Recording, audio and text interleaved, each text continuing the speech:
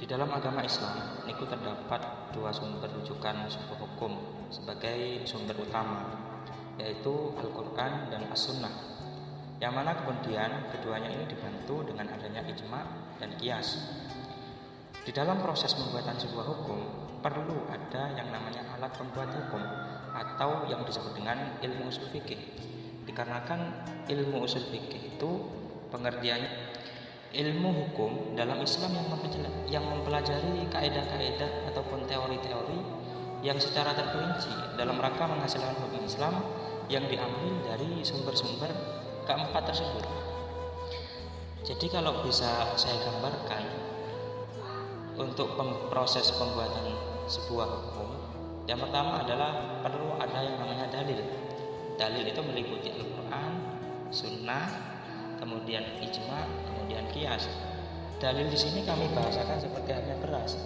Kemudian untuk menjadikan beras menjadi sebuah nasi, perlu ada yang namanya pembuat, yang mana dalam hal ini pembuat itu disebut sebagai mujtahid.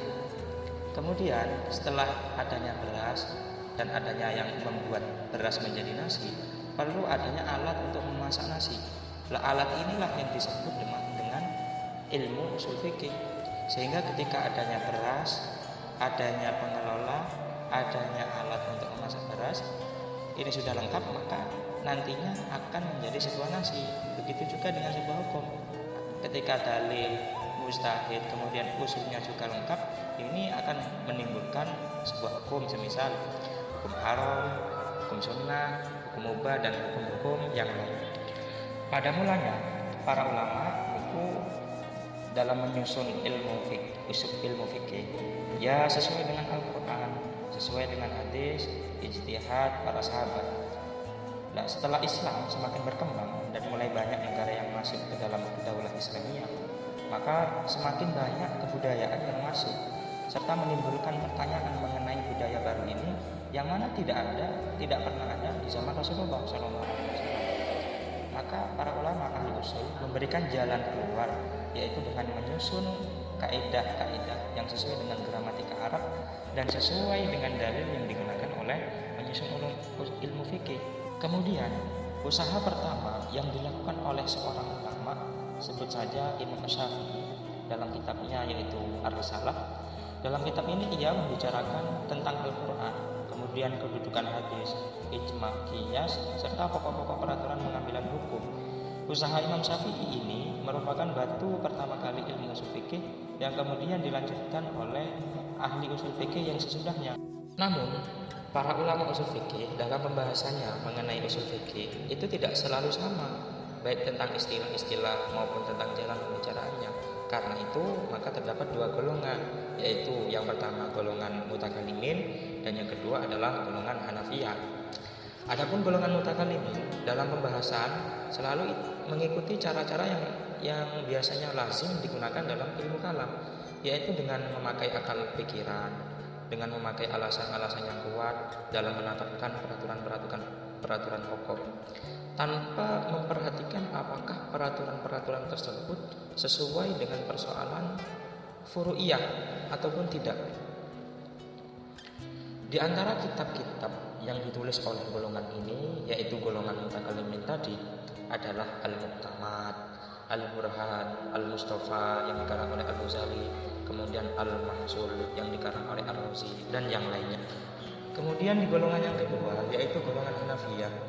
Golongan ini memiliki ciri yang khusus, yaitu ciri mereka adalah pembahasannya selalu memperhatikan dan menyesuaikan peraturan-peraturan pokok dengan persoalan cabang. Kemudian setelah dua golongan tersebut muncul,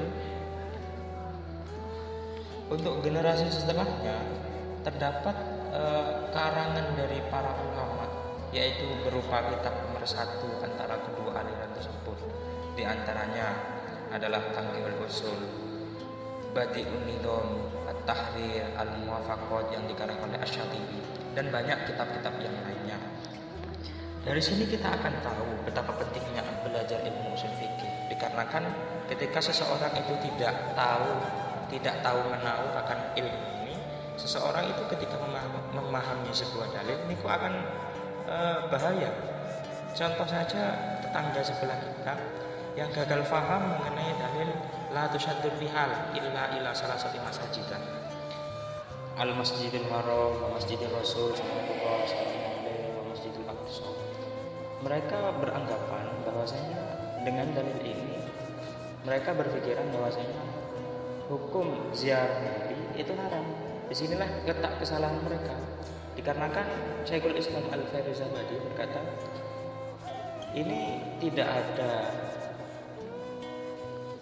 bisa dibuat sebagai pijakan sebuah hukum bahwasanya hukum berziarah kepada Nabi itu adalah haram.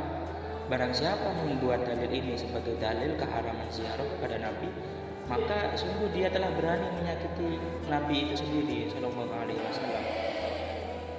Sehingga di sini kami akan mencoba untuk menjelaskan di mana hadis la tusaddul rihal illa salasati masajidah ini menggunakan, ini kalau menurut ulama nahwu ini kan ada yang namanya adat istisna, yaitu menggunakan illah.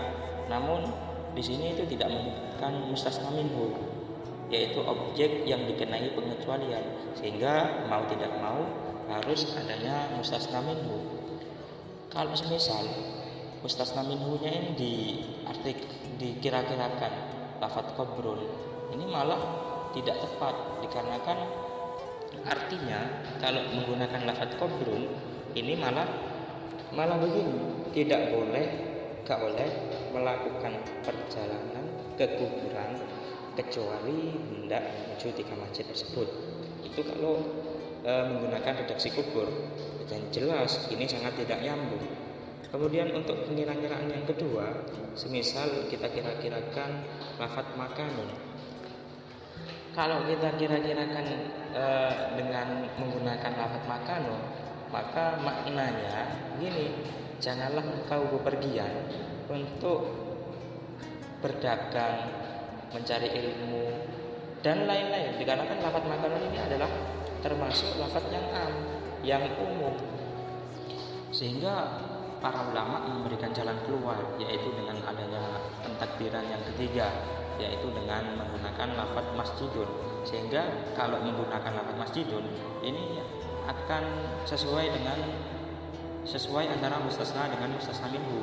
Dalam artian maknanya begini, seseorang itu tidak diperbolehkan memilah-milah satu masjid dengan masjid yang lain guna untuk ibadah.